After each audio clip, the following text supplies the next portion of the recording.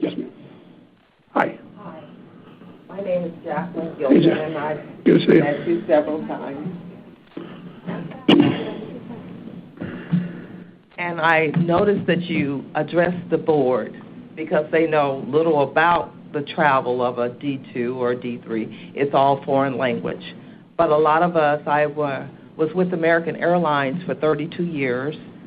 I am on the board of AMRRC also.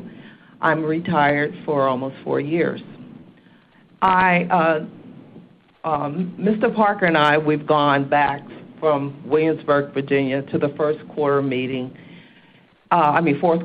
we spoke, and you said to me, what would I tell a flight attendant at U.S. Air that's been waiting 40 years to become senior to be first on the list?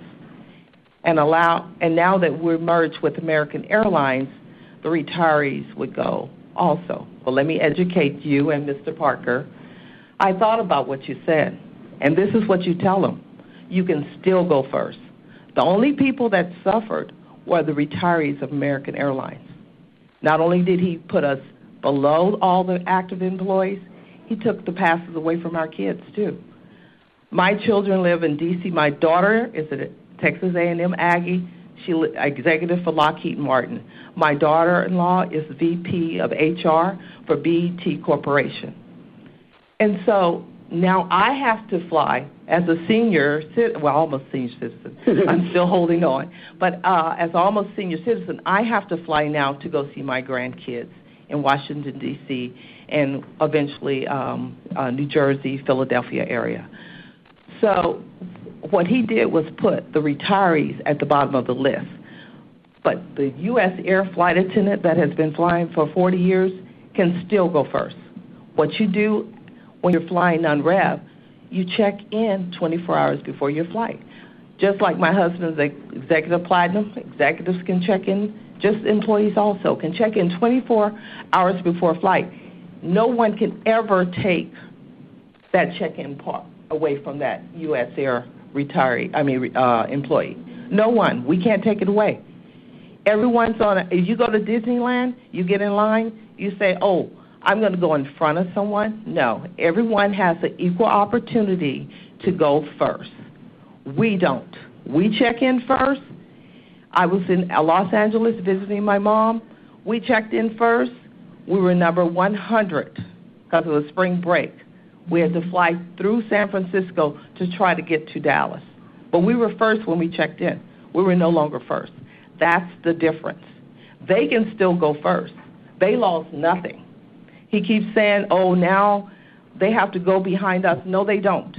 If you wake up and you check in 24 hours before your flight, you go before. The U.S. Air was not fair, and you say the other airlines, it's not fair. It's divide and conquer. You're dividing the groups. Everyone at American Airlines, the reason now the Advantage program, the U.S. Air Advantage program no longer exists.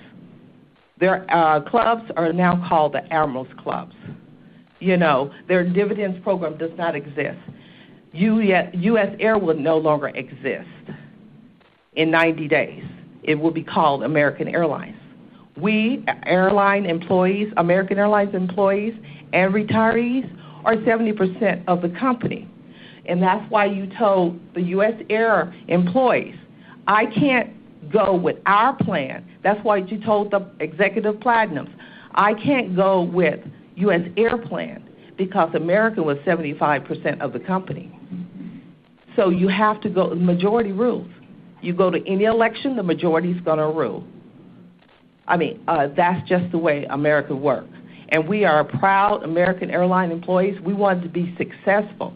We want all of you guys to still have board positions. And even though I may vote against some of you, but I want you all to, most of you, to keep your position. I want you to talk to Mr. Parker and tell him it's not worth it. We don't want to come here. We want to go fishing with our grandkids.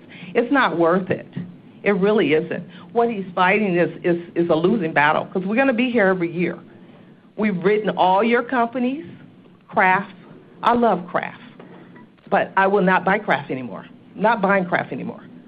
You need to talk to Mr. Parker, tell him it's not worth it, and tell him what now you're educated on how non-rev works. They can still go first. We're the only ones that can't go first, and we built American Airlines. We built the Admirals Club. We built the Advantage Program, first airline to have Advantage Program. I'm here. I will give you my number. You can call me. I'll educate you on everything American Airlines. I bet you none of you guys know when American Airlines, who discovered American Airlines. But I want everyone can call anyone from ANRP, and we will help you. You can't come in, and you know what I told you. You were the only one laughed at my joke.